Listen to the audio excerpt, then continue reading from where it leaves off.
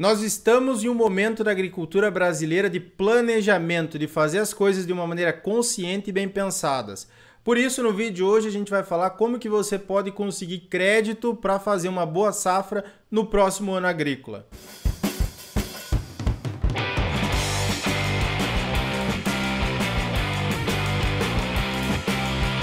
Olá pessoal, tudo bem com vocês? Sejam bem-vindos a mais um vídeo aqui do canal Agro Brasil. Já lembrando, deixa o like, se inscreva aqui no canal, toda aquela coisa, assim você nos ajuda a trazer mais e mais conteúdo agro aqui para o YouTube, para fortalecer cada vez mais a nossa comunidade do agronegócio. Certo, pessoal? Vamos começar então? O vídeo de hoje a gente decidiu trazer esse tema, como conseguir dinheiro para plantar na próxima safra.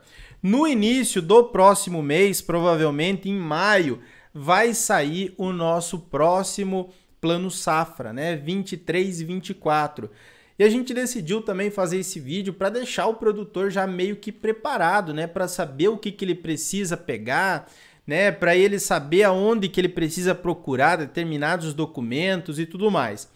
Esse plano safra geralmente ele é lançado em maio, junho, por aí, né? Dependendo do ano. Nesse ano a expectativa é que saia em maio.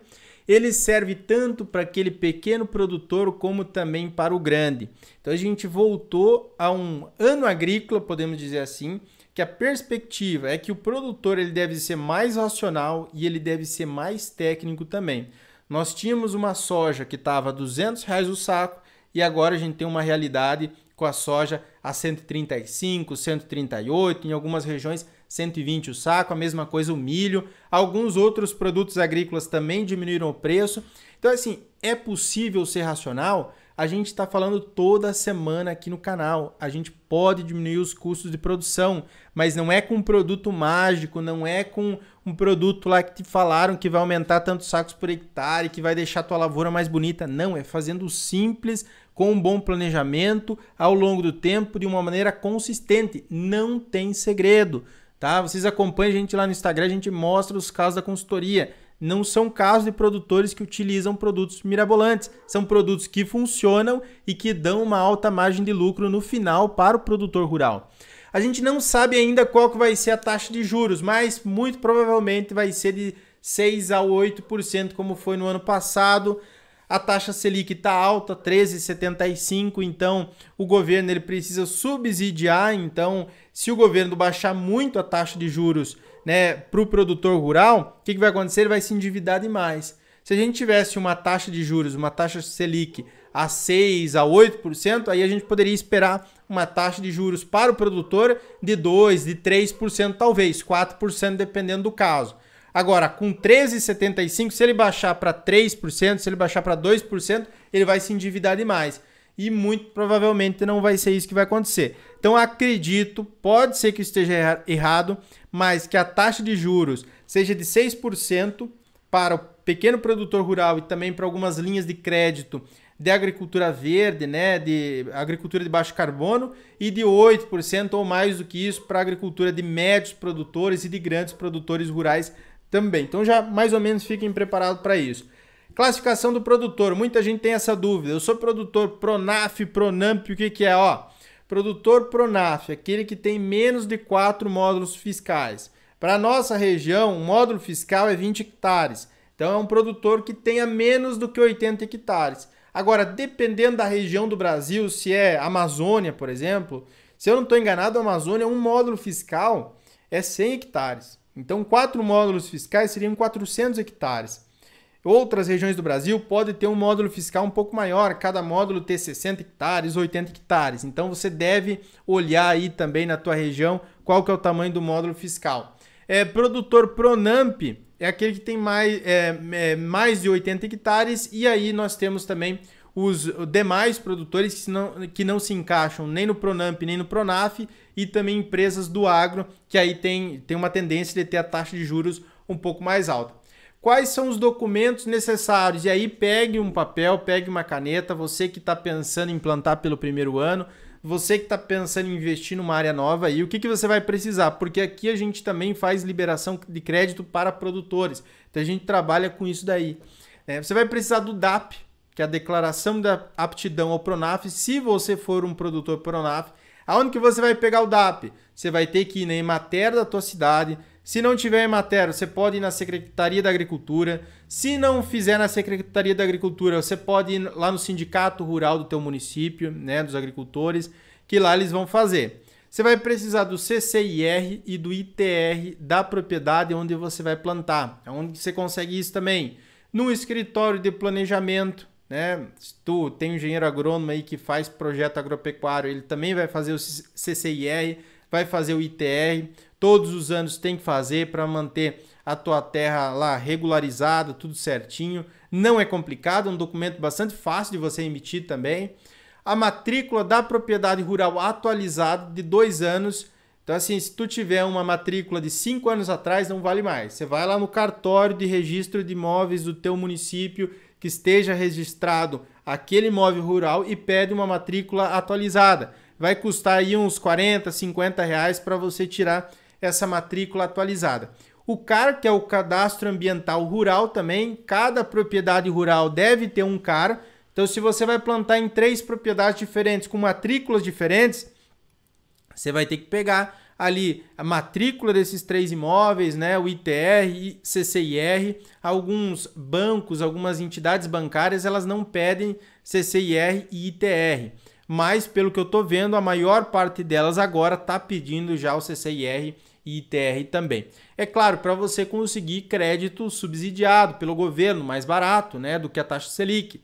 Você pode pegar o crédito mais caro, por exemplo, do banco, que é de 14%, de 15%. Daí ele não vai te pedir tanta coisa assim, mas daí não vale a pena também, né? Daí fica muito caro comparativamente com o do Plano Safra.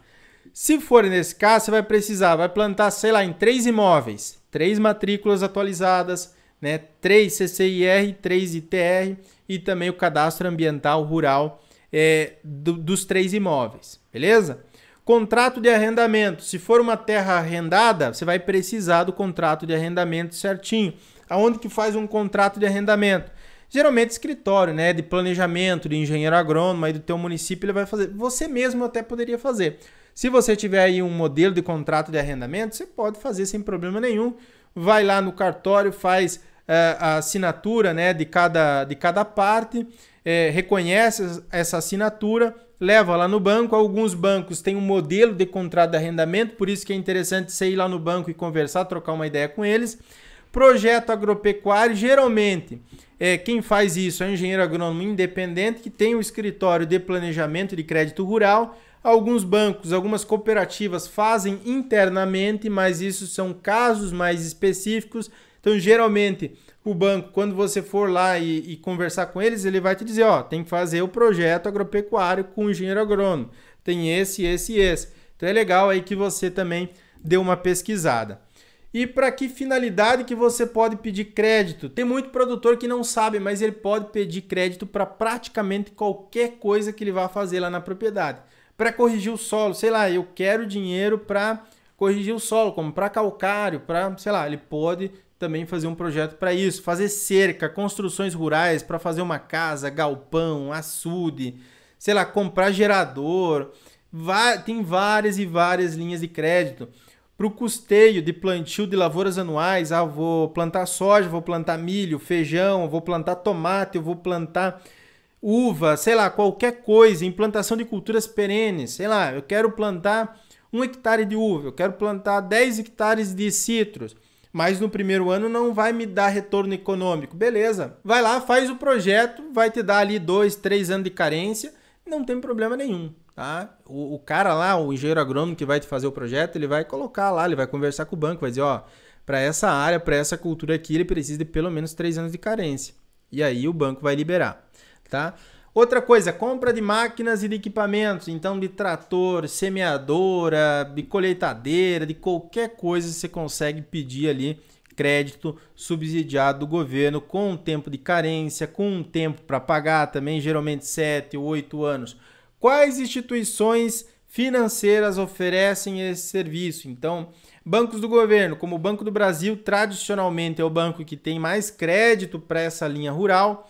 Tem a Caixa Econômica Federal também, você pode ir lá conversar com eles, porque hoje em dia a Caixa Econômica está entrando forte nessa área do agro. As cooperativas de crédito está sendo muito interessante também para os produtores aqui na nossa região que é uma região de pequenas propriedades rurais, muitos e muitos produtores estão trabalhando com cooperativas, e aí eu não estou sendo pago para falar, eu estou falando a realidade. O Sicredi, Cressol, Sicobi, outras instituições também que podem ter aí na tua cidade. Bancos privados como o Santander, o Bradesco também oferecem esse serviço e você pode ir lá conversar com eles também. E algumas dicas importantes aqui, tenha uma análise de solo e, se possível, uma recomendação de adubação, porque principalmente se tu for fazer a questão de plantio, né, de culturas anuais, custeio para culturas anuais ou também para culturas perenes. Se der algum problema e você tiver aquela área segurada e você não tem uma análise de solo, não tem uma recomendação de adubação, o que pode acontecer? O perito alegar que você jogou adubo de maneira incorreta ou que o teu solo estava muito fraco, por isso não produziu bem. Por isso que a gente indica para os produtores, isso não é porque a gente está falando aqui de análise de solo, que é bom você fazer, não, isso aqui é uma coisa à parte. Eu estou falando no quesito jurídico aqui, para você se prevenir de possíveis alegações lá da tua seguradora. Porque se você vai pegar um custeio, o banco muitas vezes vai te obrigar a pegar um seguro agrícola também. É obrigatório. Se você vai pegar dinheiro subsidiado do governo via BNDES, você tem que pegar um seguro agrícola, é obrigatório. Então, assim, já se previna fazendo uma análise de solo da tua propriedade, se possível também uma recomendação de adubação, que aí quando chegar lá o perito, der algum problema, você tem aqueles documentos também para mostrar lá para eles. Faça um planejamento de maneira profissional, e aí que eu coloco um ponto que eu vejo alguns agricultores errando. Instituição financeira irá fazer uma viabilidade mínima para te emprestar o dinheiro. Eu vi muitos produtores se complicando, colocando pés pelas mãos aqui por não fazer esse planejamento profissional. Então, se tu chega lá numa instituição financeira e fala o seguinte, eu quero 100 mil para comprar vaca de leite. Ele vai ver lá o que você tem, fazer um planejamento mínimo e vai te emprestar o dinheiro. Porque a instituição ela tem interesse de te emprestar o dinheiro. Porque ela está sendo paga também para isso. Então, ela vai fazer uma viabilidade muito mínima. O próprio projeto de crédito rural vai te dar uma viabilidade muito mínima. Produtor, é obrigação do produtor fazer esse planejamento. Será que eu posso pagar? Será que é viável essa operação na minha propriedade? Será que de fato vai dar dinheiro? Será que eu vou conseguir pagar? É diferente, por exemplo, do pessoal que é da cidade, que vai comprar um carro, que vai comprar uma casa, que o banco tem um medo de emprestar dinheiro e tal. Essas instituições, principalmente aquelas que operam um crédito subsidiado do BNDES, não, elas querem lá dar o recurso mesmo, elas querem emprestar o dinheiro. E muitas vezes o produtor não faz um bom planejamento, pega, sei lá, 200 mil para comprar um equipamento, só que ele não tem fluxo de caixa da propriedade rural dele e depois ele fica endividado, ele fica travado e ele não consegue mais desenvolver a propriedade. Então, uma dica muito importante, veja se de fato a atividade que você queira fazer, o tanto de dinheiro que você queira emprestar, de fato é uma boa, de fato vai trazer retorno.